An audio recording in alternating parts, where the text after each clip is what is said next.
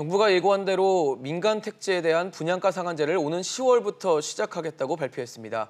지난해 9.13 부동산 대책 이후 11개월 만에 다시 내놓은 특단의 카드입니다.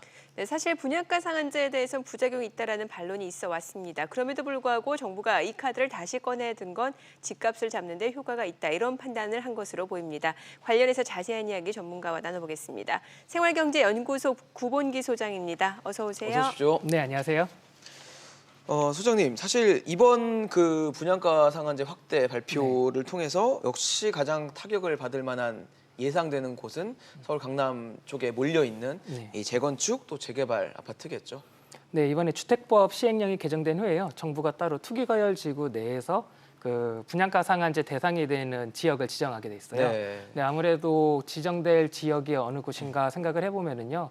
그 서울 강남 지역 등의 이른바 그 인기 지역이겠죠. 네. 실제로 어제 정부가요, 그 분양가 상한제 도입 관련한 말을 하면서요, 서울 지역 아파트값 이야기를 아예 했어요. 네, 서울 아파트 가격 같은 경우에는 작년에 9.13 대책 발표하고 나서 하락세로 전환됐었는데요. 네. 이게 올해 7월부터 상승세로 전환이 된 거예요. 그래서 정부가 그 상승세를 견인한 게 대체 무엇이냐 하고 보니까 그 서울 강남 등의 소위 말하는 그 재개발 재건축 인기 지역이었던 거예요. 네. 실제로 지난 1년간 서울 집값이 5.74% 상승했거든요. 네. 그런데 서울 지역의 분양 가격은요, 그 4배 정도인 21.02%가 상승했어요. 그래서 정부가 아예 이번 제도의 도입 배경을 논할 때요, 서울 아파트값 이야기를 했어요. 그래서 따라서 서울, 강남 등의 소위 인기 지역이 이번에 민간 택지 그 분양가 상한제 지역으로 지정될 걸로 보입니다. 그러면은 분양가 상한제 때문에 분양가 인하 효과가 나타날 텐데 어느 정도로 나타날 거라고 예상이 되세요? 아무래도 분양가 상한제라는 게요, 택지비에다가 건축비를 더한 걸 상한으로 두고 그 이상으로 분양을 하지 말아라라고 규제하는 제도니까는요. 네. 당연히 분양가가 내려갈 거예요. 그래서 정부가 그렇지 않아도 관련해서 내부적으로 시뮬레이션을 한번 돌려봤어요. 네. 돌려보니까는요, 정부에서 지금 추산하기로는요, 주변 현 시세의 70에서 80% 정도로 내려간다고 보고 있고요. 만약에 정부 추산이 맞는다면은요, 그 소비자들 입장에서는 지금보다 20에서 30% 할인된 가격으로 지금 주택을 공급받을 수 있는 거니까는요. 그렇게 알아두시면 좋을 것 같아요. 네. 그렇게 되면은 이제 신규 시장에 더 몰릴 가능성이 있어 보이는데 정부가 이번에 분양가 상한제 발표를 하면서 이 전매 제한 기간을 5년에서 10년까지로 굉장히 좀 늘려놨더라고요. 네. 이게 좀 효과를 보일 수 있을까요? 아무래도 분양가 상한제를 도입하면은요, 분명 현 시세보다는 더 저렴하게 주택을 공급받을 수 있으니까는요, 시장 수요가 그쪽으로 당연히 몰릴 거예요. 그렇죠. 왜냐하면은 할인된 가격에 사서 시장 가격으로 팔면은 엄청난 시세 차익을 얻을 수 있거든요.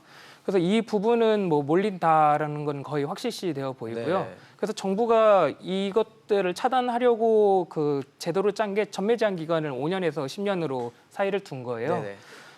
근데 사실은 이것만 가지고는요, 저는 충분하지는 않다고 봐요. 왜요? 왜냐하면은요, 뭐 100% 이상은 뭐 5년, 뭐 80% 미만이면 10년으로 둔다라고 해봤자요, 결국은 버티면은 시세 차익을 얻을 수 있다라는 말이거든요. 그리고 부동산 투자 관련된 그 파이가요, 한두 푼이 아니고 수천, 수억 원이 걸린 거라서요. 그렇죠. 버티려면 얼마든지 버틸 수 있는 기간이고요. 그리고 우리들 다 잘 알고 있잖아요. 부동산 투자자들의 인내심이 얼마나 강한지를요. 또 정권이 바뀌면 바뀔 수도 있다라는 심리도 맞습니다. 있고요. 예. 분명 버틸 거예요. 그래서요. 네. 그렇게 큰 효과를 보이긴 좀 어려울 것으로 예상하시는 네, 전매 제한 같은 걸로는 아직은 역부족이다. 네. 사실 이 분양가 상한제를 시행하는 이유 중에 하나가 그 신규 분양 말고도 주변 집값까지도 어느 정도 안정시킬 것이다라는 그런 부차적인 기대 효과가 있는 건데 어떻게 보세요? 이건 어느 정도는 영향력을 행사할 거라고 보여요. 예. 왜냐하면 정부가 이번 조처를 취한 게요, 어떤 악순환의 고리를 끊으려고 한 거예요. 그 신규 주택 분양 시장이 고가로 책정을 되면은요, 수요가 기존 재고 시장으로 자꾸 몰리게 돼 있어요. 그럼 재고 시장이 자꾸 올라가는 거예요. 재고 시장 값이 올라가니까 또 수요자들이 다시 신규 주택으로 와서 신규 분양 시장이 다시 올라가고, 이 악순환이 계속 반복되니까는요, 이 앞에 신규 분양 시장을 잡으려고 한 거니까는요, 뭐 드라마틱하게 엄청난 효과는 있지 않아도요, 그래도 이 부분에 대해서는 어느 정도 영향력을 행사할 거라고 생각이 들어요. 사실 뭐 분양가 상한제 정부의 기대는 어쨌든 집값을 좀 안정시키고 가격을 좀 다운시키겠다라는 건데, 일각에서는 이제 가격이 통제되면 그만큼 공급이 이제 줄어들 수 있기 때문에 도리어 가격이 오를 수도 있다라고 하니까 또 정부 쪽에서는 뭐 3기 신도시 같이 이제 또 신규 매물들이 들어오기 때문에 분양 물건들 때문에 어느 정도 수요를 맞춰서 또 가격 안정세를 할 수 있다라는 식으로 모르겠습니다. 굉장히 이상적인 그림을 그리고 있는 것 같다는 생각이 좀 드는데 실제로 이렇게 뭐 될까요? 사실 주택 시장이 그런 곳은 아니잖아요. 사실 굉장히 복잡한 문제인데요. 사실 그러니까요. 저는 일부 전문가들의 그런 주장에 어폐가 있다고 보여요. 좀 눈 가리고 아웅하는 식의 그 논법이에요. 여러 가지 것들이 겹쳐서 지금 혼란스러운 것들을 섞어서 말씀하고 계시는데요.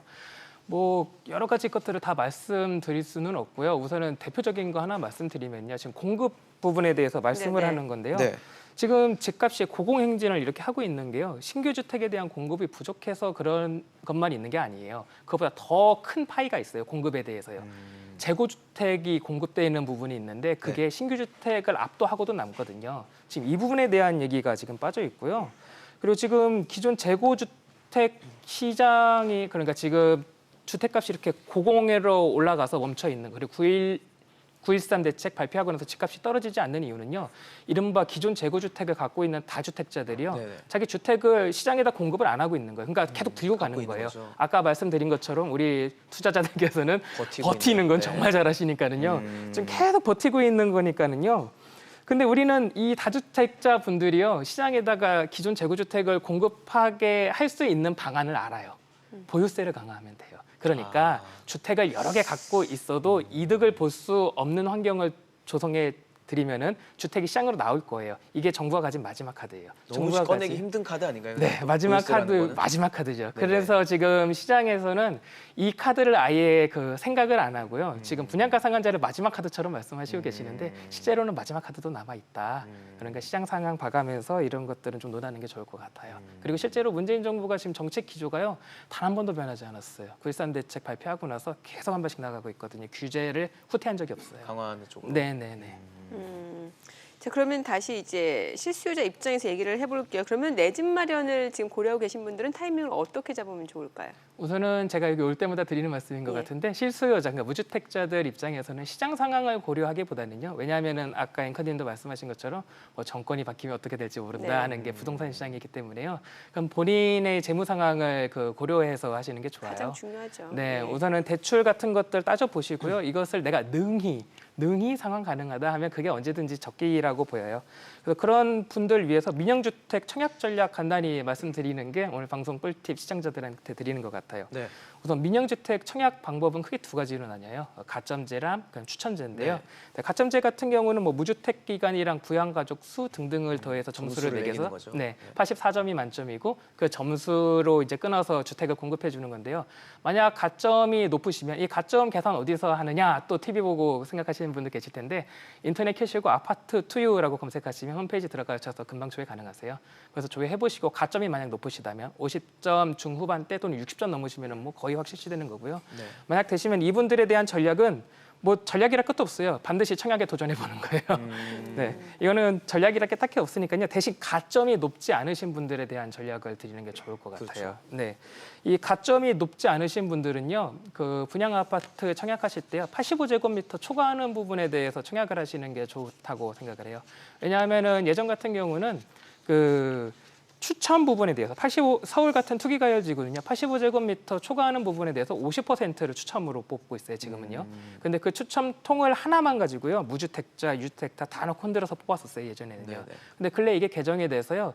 이 무주택자 통을 따로 만들어서요. 네, 추첨 물량의 75%를 무주택자를 먼저 뽑고 그 통을 다시 1주택자가 있는 곳에 부어서 1주택자랑 두 번째 경합을 하게 만들고 있으니까요. 기회가 더 생겼네요. 네, 무주택자들한테 85제곱미터 초과분에 대해서는 기회가 상당히 늘었으니까는요. 가점 좋지 않으신 85제곱미터 분들은 위쪽으로. 이 초과, 네. 네, 네, 도전해 보시면 좋을 것 같아요.